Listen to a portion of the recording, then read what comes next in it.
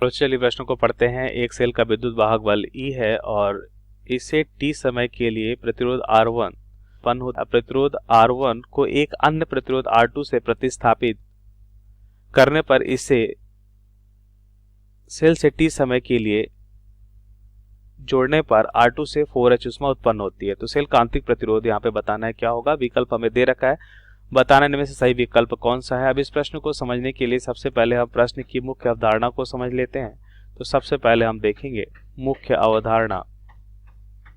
मुख्य अवधारणा, तो मुख्य अवधारणा में सबसे पहले हम क्या देखेंगे, देखिए ध्यान से।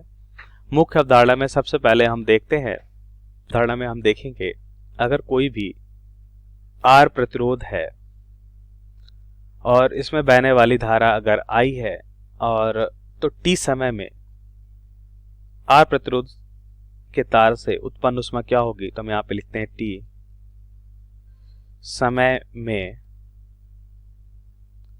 प्रतिरोध R से उत्पन्न ऊष्मा, R से उत्पन्न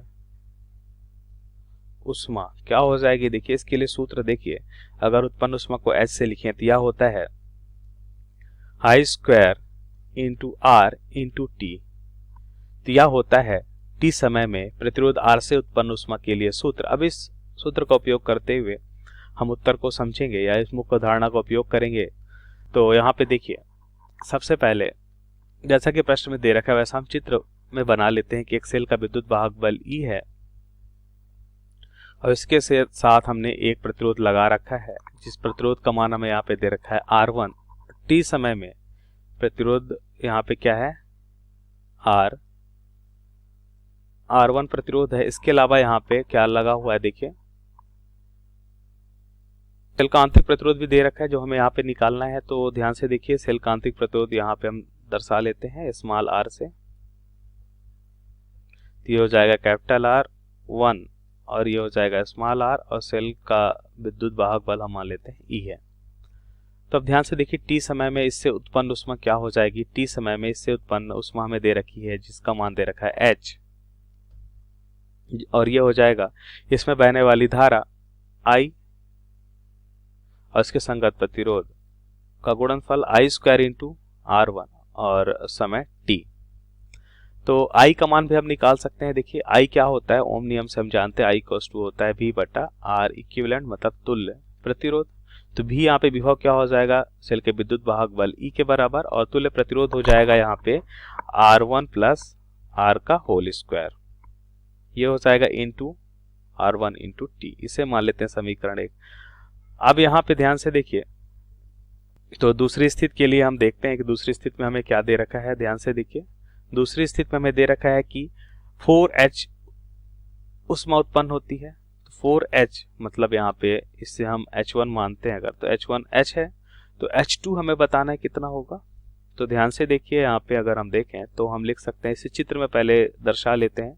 ये सेल है जिसका आंतरिक प्रतिरोध R है और इसके साथ हमने एक R1 के स्थान पे से प्रतिस्थापित करके R2 प्रतिरोध लगा दिया है जैसा कि प्रश्न में बोला गया है। तो इसमें बहने वाली धारा हम मान लेते हैं I डैश होता है। क्या होता है, इसमें बहने वाली धारा I डैश होगा। तो यहाँ पे इससे उत्पन्न ऊष्मा H2 जो किसके बराबर है, 4H के बराबर है। तो ये हो जाएगा हमारा 4H बराबर इसमें बहने वाली धारा I डैश का square into R2 into T. समय समान रहेगा जैसा प्रश्न में दे रखा है। तो ये हो जाएगा यहाँ पे H2 बराबर हो जाएगा 4H। 4H बराबर हम यहाँ पे लिख सकते हैं कि यह हो जाएगा, अब I डैश हम यहाँ पे निकाल सकते हैं, क्या हो जाएगा यहाँ पे विद्युत वाहक बल बटा क्या हो जाएगा, तुल्य प्रतिरोध कितना है R2 प्लस R है का होल स्क्वायर हो जाएगा, और इसका भी होल स्क्वायर होगा क्योंकि I स्क्वायर है। तो E बटा R इक्विवेलेंट यहाँ पे भी स्क्वायर होगा इंटू R2 इंटू टी। इसे मान लेते हैं समीकरण 2।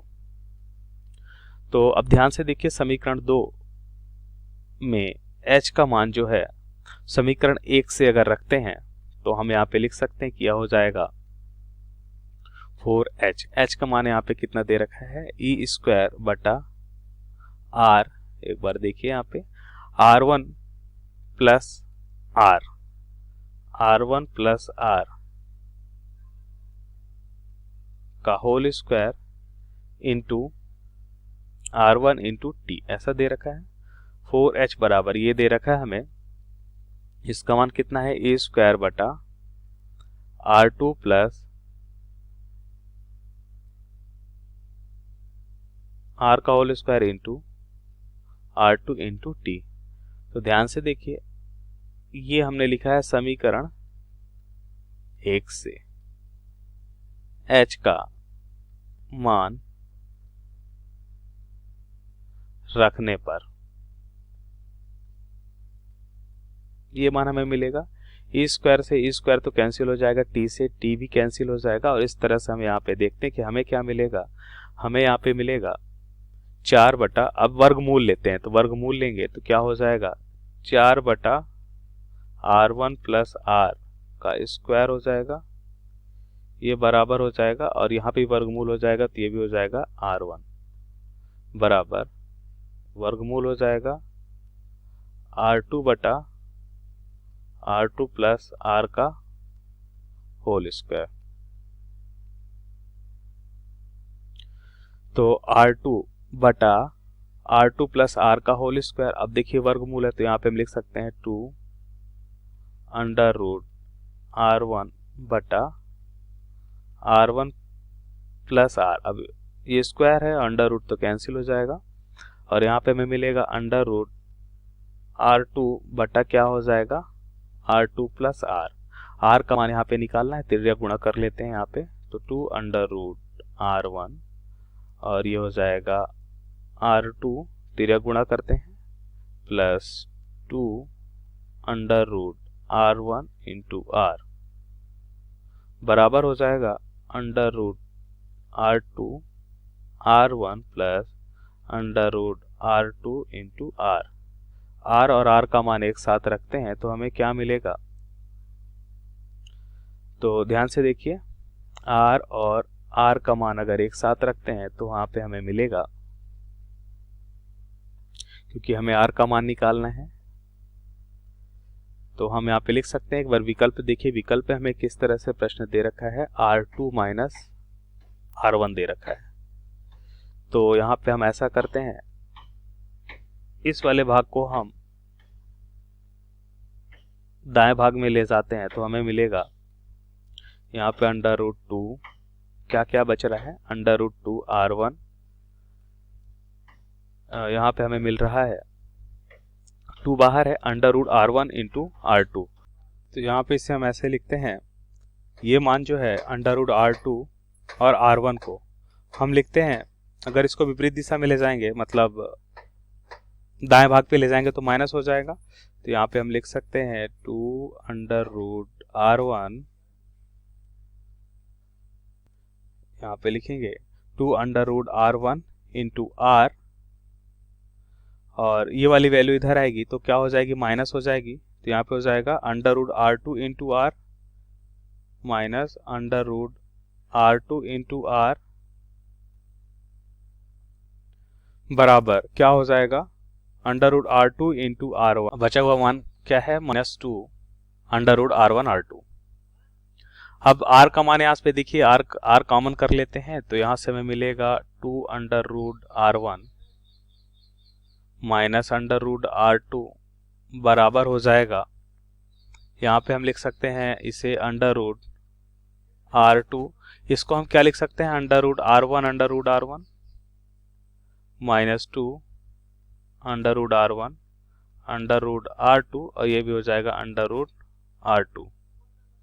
तो यहाँ पे हम इसे फिर से लिख लें 2 अंडर रूट R1 और इसे अंडर रूट R2 और अंडर रूट R2 हम लिख सकते हैं। तो R बराबर क्या हो जाएगा, R बराबर हो जाएगा, देखिए इस तरह से अंडर रूट R1 और R2 हम कॉमन कर लेते हैं तो हमें क्या मिलेगा, under root R1 R2 common करेंगे तो यहाँ पे मिलेगा under root R1 minus 2 under root R2 बटा क्या हो जाएगा 2, ये वाली वैल्यू यहाँ पे हम लिख सकते हैं 2 under root R1 minus under root R2। तो ध्यान से देखिए, यहाँ पे हमें विकल्प में 2√r1 इधर दे रखा है, इसका मतलब माइनस, दोनों साइड से कॉमन करते हैं तो माइनस माइनस कैंसिल हो जाएगा और हम लिख सकते हैं r1 r2 √r1 r2, ये हो जाएगा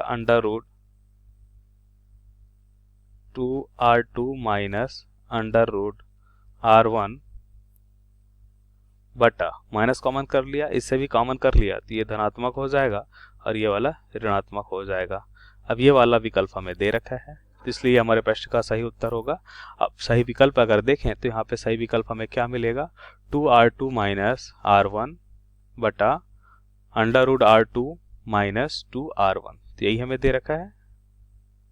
तो इसका मतलब दिए गए प्रश्न का सही विकल्प कौन सा हो जाएगा, दिए गए प्रश्न का सही विकल्प बी हो जाएगा। तो आशा करते हैं आपको समझ आया होगा। धन्यवाद।